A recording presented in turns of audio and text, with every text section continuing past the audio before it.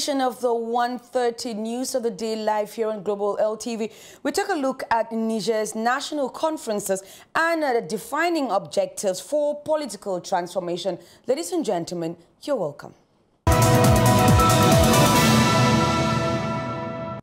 Niger's national conference, which began on February 15, came to close on Thursday, February 20th, under the chairmanship of Niger's head of state, Brigadier General Abdourahmane Tiani. Let's take a closer look at what happened with our correspondent Jean-Marc Bicoq. Les assises nationales se déroulent à Niamey dans un climat de sérénité, de patriotisme. Tous les participants sont unanimes dans la poursuite in extenso de la lutte pour la souveraineté du pays. 5 commissions ont été mises en place pour proposer les principes de la refondation du pays. C'est entre le centre de conférence Mahatma Gandhi et le palais des congrès que les séances de réflexion se déroulent du matin au soir, avec à la tête de chaque commission un rapporteur. Le 19 février, les 5 commissions ont fait une présentation de leurs travaux devant le président de la commission nationale. Et la première commission, notamment celle travaillant sur la paix, la sécurité et la réconciliation, a proposé 3 ans comme durée de la transition, tandis que les 4 autres commissions ont proposé 5 ans chacune comme durée de la transition militaire. Dans cette présentation du rapport des travaux, les commissions ont été unanimes sur le service militaire obligatoire et la justice pour tous les Nigériens, l'indépendance du service judiciaire. Le 20 février, le chef de l'État, le général de brigade Abdourahmane Tiani, procédera à la cérémonie de clôture et l'on en saura plus dans les prochains jours sur la durée de la transition et ses objectifs. 5e journée des travaux des assises nationales entamée le 15 février dernier, présidée par le chef de l'État, le général de brigade Abdourahmane Tiani. Après la présentation des travaux des 5 commissions, c'est donc ainsi que prend fin ces assises en attendant le communiqué final, puisque ces propositions seront traitées et 3 semaines après, il y aura donc une décision finale. Mais déjà, après ce que nous avons suivi, en majorité des 4 commissions sur 5 proposent au moins 5 ans comme durée de transition. Marc Bicoq depuis Mahatma Gandhi pour Global LTV, Niamey, Niger. Still talking about the national conference which just recently ended in Niger, let us join our correspondent Jean-Marc Bicoq on Ground Zero to talk more about this conference. Now, our first question to Jean-Marc will be, what was the resolution that was taken during the national conference? Jean-Marc, are you there? Salut à tous les téléspectateurs de Global LTV. Nous sommes en direct de Mahatma Gandhi, centre de conférence internationale où se déroulent depuis le 15 février dernier les assises nationales visant à déterminer la durée de la transition et les objectifs de cette dernière. À ce jour, aucune résolution n'a encore été rendue publique parce qu'il y a eu 5 commissions mises sur pied pour travailler dans différents domaines. Alors hier, le 19 février, les 5 commissions sont venues présenter devant tous les participants les travaux, tout ce qui a été fait pendant ces 5 jours et déjà dans la tendance des 5 commissions, une commission proposait 3 ans comme durée de transition et les 4 autres commissions ont proposé 5 ans comme durée de la transition. Donc c'est au courant de la journée qu'aura lieu cette cérémonie de clôture des travaux des assises nationales. À l'issue certainement de ces travaux, on aura finalement l'idée sur la durée de la transition, mais au regard des interventions des différentes commissions, on peut déjà s'imaginer que ce serait 5 ans comme durée de la transition, entre autres résolutions. Thank you very much, Jean-Marc Bicoq. Let's go to the second question. What will these meetings change in Niger's political and social life? Il faut dire qu'il y aura un très grand changement dans la vie sociale et politique du Niger parce que pendant ces assises, beaucoup de Nigériens ont décrié 35 ans de démocratie qui n'ont vraiment rien apporté au pays. Alors ces assises étaient vraiment l'occasion pour toutes les couches sociales de revendiquer beaucoup de choses. Et puis parmi les résolutions, on a suivi un groupe qui s'est présenté durant la 5e journée, qui a demandé de rendre justice aux martyrs de l'USN du 9 février 1990, aux martyrs d'Inates en 2019 et d'autres personnes qui ont perdu la vie comme cela dans des circonstances compliquées. Il y a également la justice qui a été évoquée durant ces assises, où désormais on a demandé à la justice d'être indépendante dans son travail. On a fait beaucoup de belles propositions et je pense qu'au sortir de ces assises nationales, beaucoup de choses vont changer dans le quotidien des Nigériens, dans la vie politique et la vie sociale. Right, we cannot talk about social and political change without talking about the people. So what was the reaction of the people in regards to these changes? Il faut dire que c'est la joie totale dans les cœurs des Nigériens, ceux que nous avons rencontrés, à qui nous avons tendu le micro, puisque c'est la première fois qu'on permette à tout le monde de dire ce qu'il pense, même dans le fin fond du pays. Il y a d'ailleurs l'ANSI, l'agence nigérienne, qui régule tout ce qui est réseau sur Internet, qui a mis un numéro, le 208, pour que tout Nigérien, même au fin fond du village, puisse appeler et s'exprimer en langue pour faire une proposition dans le cadre de la refondation du pays.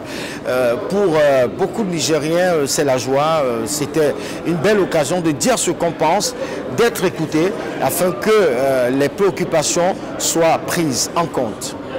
In relation to the joy celebrated by the Nigeria's people on the last day of the national conference, our correspondent gathered the impression of some Nigerians who took part in the proceedings. Let's follow in this report.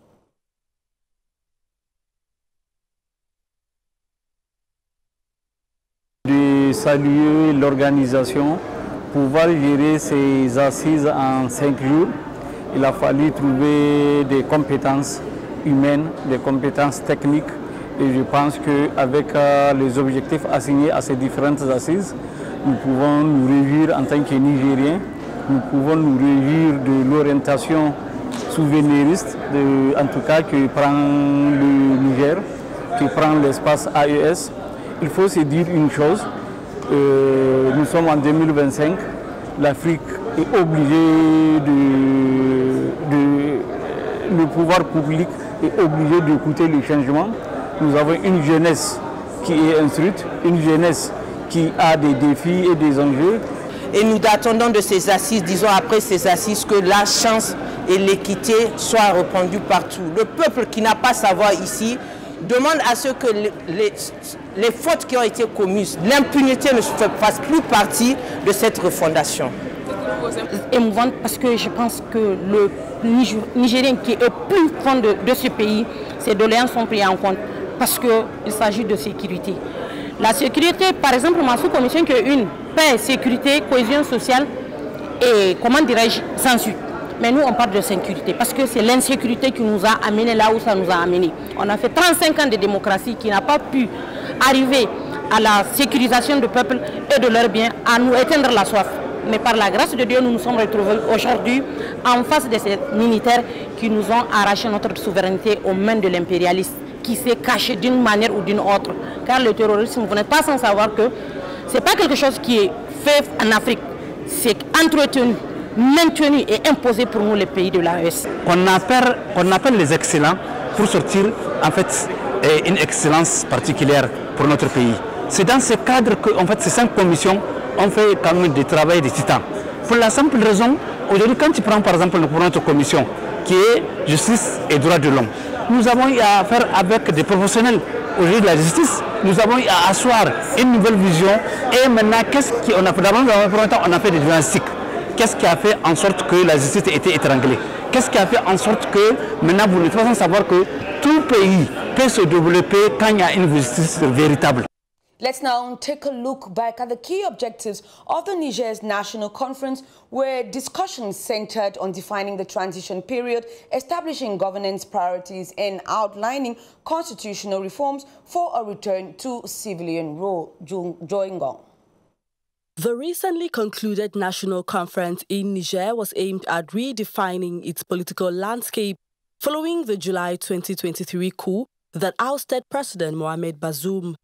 The primary objective was to develop proposals for constitutional changes and the formation of a new civilian government as listed during the opening ceremony. De définir les principes. To define the major fundamentals to guide our transition. 2. Définir la période de la transition. To define the transition period, define the national priorities during the transition period. La transition. 4. Rappeler. Remind ourselves of the fundamental values to guide the refoundation of the Republic. General Abdurrahman Tiani, head of the Nigerian National Council for the Safeguarding of the Homeland, emphasized the inclusivity of the dialogue, aiming to set governance priorities and determine the transition timeline.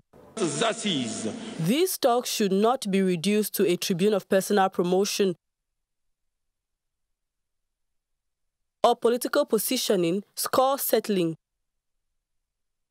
It must rather be a moment of constructive exchange.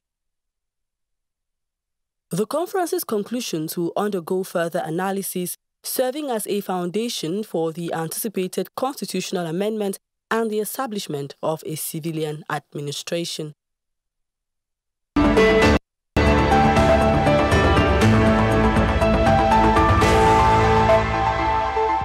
World Day for Social Justice takes place every year on February 20th. It is designated by the United Nations General Assembly in 2007 to remind us of the need to build a fairer and more equitable world and to encourage all efforts to combat unemployment and poverty. Maître Etia, a lawyer at the Cameroon Bar, discussed the specific case of Cameroon with Paul Ines Otu. Ce 20 février, comme chaque année, se célèbre la Journée internationale de la justice sociale.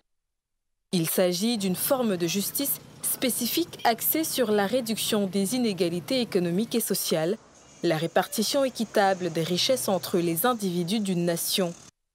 Nous en parlons avec Maître Etia, avocate au barreau du Cameroun.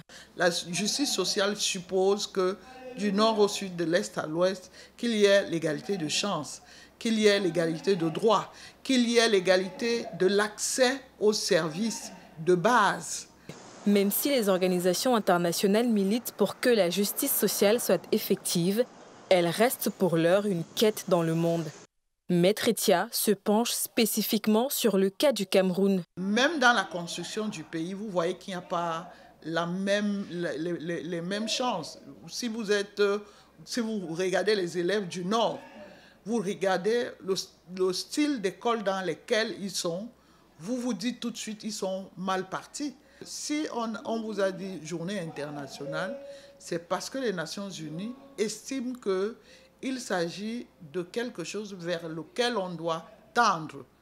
Au Cameroun, quelques mécanismes sont enclenchés pour emboîter le pas aux Nations Unies dans la promotion de la justice sociale. Par exemple, dans le domaine de la santé, il y a peu de temps, le ministre de la Santé annonçait la gratuité du traitement du paludisme pour les enfants de moins de 7 ans. On relève cependant des manquements significatifs qui freinent le processus d'équité au Cameroun. Véritablement, moi je ne vois pas de mécanisme institutionnel qui évalue la justice sociale sur le plan de l'accès à l'emploi. Parce que lorsqu'on décide par exemple des recrutements, comme on dit les 25 000 et tout, qu'est-ce qu'on fait pour s'assurer que des gens qui pourraient être des laissés pour compte ne le sont pas? Selon les propos de Maître Etia, il serait adéquat de mettre en place des mécanismes institutionnels pour l'évaluation de l'équité dans tous les domaines. La justice sociale continue d'être un précieux sésame recherché pour un monde meilleur. Well, there you have it for today's edition of the News of the Day here on Global LTV. Thank you, ladies and gentlemen, for always staying faithful to this channel. And, of course, stay blessed.